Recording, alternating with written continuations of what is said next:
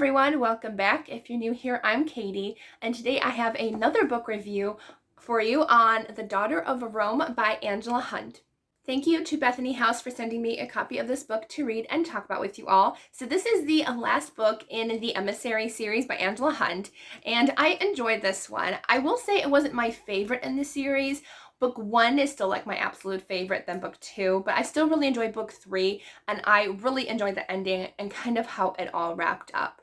We also see in this story not all the characters, but some of the characters from books 1 and 2 are kind of sprinkled throughout the last book as well, which I really enjoyed, kind of seeing those characters come back from the books. And in this one, we're following a woman named Calandra, and Calandra helps her father, who is a sculptor, and something happens where he is tasked to do Nero's sculpt in, I believe, bronze? I think it's bronze.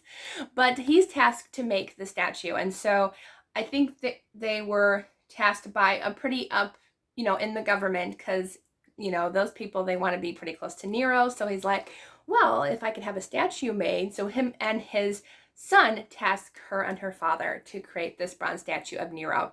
And it'll take 4 years.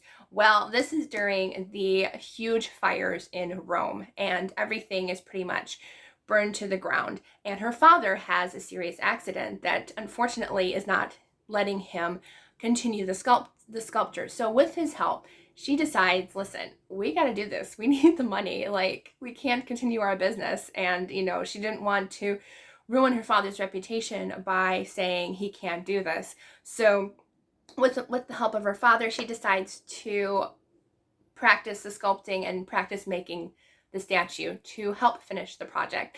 And I love that kind of, I was always fascinated by pottery and creativity. So having that as part of the story, I really, really loved. There's also a very sweet romance between her and the government man's son, who I really enjoyed it.